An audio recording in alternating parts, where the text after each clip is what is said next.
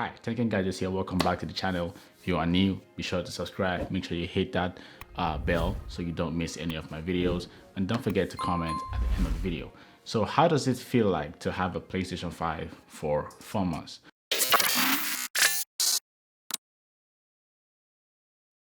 Alright, so I've had PlayStation 5 for 4 months now. I bought mine off StockX. Apparently, the distribution for PlayStation 5 has just been a massive disaster. People can't even get the games. The supply chain is really bad. And as far as I'm concerned,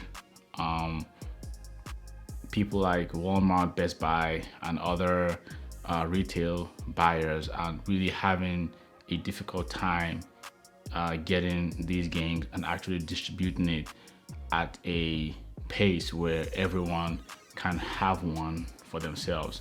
So you have bots, scalpers, and people out there just buying tons of consoles and selling them at higher price. So I picked up a PlayStation 5 digital edition for about $800 roughly on StockX, and it came in about 2 weeks verified. So it wasn't a bundle, no bundles, just fresh out of the box. It came with everything wireless and all that kind of stuff. So now let's fast forward 4 months. What have I been doing with my PS5 for 4 months straight? Well, I have downloaded a few games like Cruise 2, FIFA 21, Madden 21, God of War, Detroit Become Human, NBA 2K21, previous gen and next gen, Call of Duty Cold War, Call of Duty Modern Warfare, and Warzone as well, Apex Legends. I've had pretty much enjoyed the game, and I have to say that you have to play Playroom also, because if you want to really see that adaptive feedback or adaptive trigger functionality on the PlayStation 5, the best place to actually experience that is Playroom. So I played that for a while and then I deleted that off the system because I'm not really gonna have Playroom as a standard game. It's just to get yourself familiarized with the controller and see how that adaptive trigger functionality works. So what other game did I download? I downloaded Crash Bandicoot. I don't have Spider-Man. I don't have common titles that I think people buy on day one of the PlayStation 5 console. But how does it play on my screen? Well, as far as the visual goes, I play some games on 120 Hz and most of my games play on 60 Hz. As far as gaming is concerned, I feel as game comes out from time to time, like let's say Far Cry 6 or the new games Left 4 Dead, I think those games are going to play in 120 Hz. I guess so, but as far as other games are concerned, you mostly play all your games on 60 Hz. Now, what else is on PS5 that I have discovered over time? Well, the updates, I think I've done 3 updates now and 2 controller updates. The new controller that came out, the Cosmos Red and the black controller, good controllers, and funny enough, I was able to get one from PlayStation Direct. Now let's jump into the games and my experience with these games so far. Let's start with NBA 2K21. For NBA 2K21, I downloaded the cross-gen bundle, which gives me the previous gen and next gen. And I have to say that playing the previous gen version is more stable than next gen comparing the two. As a matter of fact, majority of games that have cross-gen bundles that you can play previous gen and next gen, actually you see that the previous gen games have more stable environment, more stable servers. I think just playing overall on previous gen is pretty much stable than next gen games. So that's another thing to talk about. If you are still having your previous gen and you want to upgrade to next gen and it's kind of getting on your nerves because you haven't been able to cop one for yourself, it's really not that deep. To be honest with you, if you have a previous gen like a PlayStation 4 Pro, you are really not missing out at all. it's kind of still the same game. It's just a little bit of visual upgrade here and there. But as far as the environment is concerned and the stability of the game, previous gen games are more stable than next gen consoles, at least from my experience so far. So I downloaded the cross-gen version of NBA 2K21 and I played previous gen and then next gen kind of simultaneously at the same time. I will play previous gen, then I will play next gen a little bit, play previous gen, play next gen. And it's crazy because a lot of people actually left next gen NBA 2K to play previous gen just to have that smooth environment, that smooth server gameplay. I played Rec a lot and I played Rec on my next gen version, and I have to say that the previous gen version played way better than next gen. So let's jump on to the next game, which was Crew 2. For Crew 2 is a previous gen game for the PlayStation 4, Xbox One, but because the PlayStation 5 is fully backward compatible, I decided to download Crew 2. I haven't played Crew 2 before. The graphics slightly looks better, especially when you're playing on a nice TV, on a nice gaming TV. I have an LG NanoCell TV that plays 120 hertz gaming smooth. So even if those games are 60 hertz, but the picture quality as well, added to the fact that it's playing on the PlayStation 5 with that added graphic quality of the hardware, makes it better and makes it really smooth when playing Crew 2, as you can see in the gameplay that I'm about to show you right now.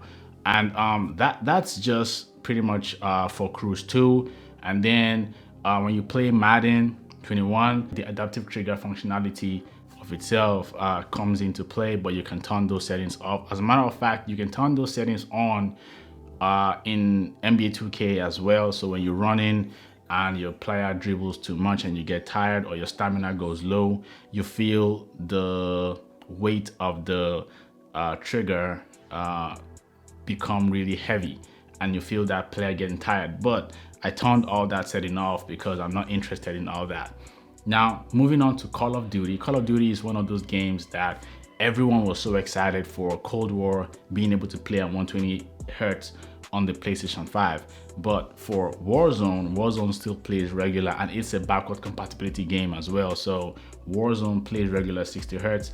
And the space for Warzone and Cold War, as a matter of fact, you cannot have Warzone and Cold War in the same console. I'm sorry, except you want to delete all your games, because as far as the space is concerned, having 635 GB space left to play with doesn't make any sense, because you play Warzone that is about roughly 400 GB of its own with all these updates, and then you have Call of Duty Black Ops Cold War that is about 200 GB update with all the updates and all the stuff.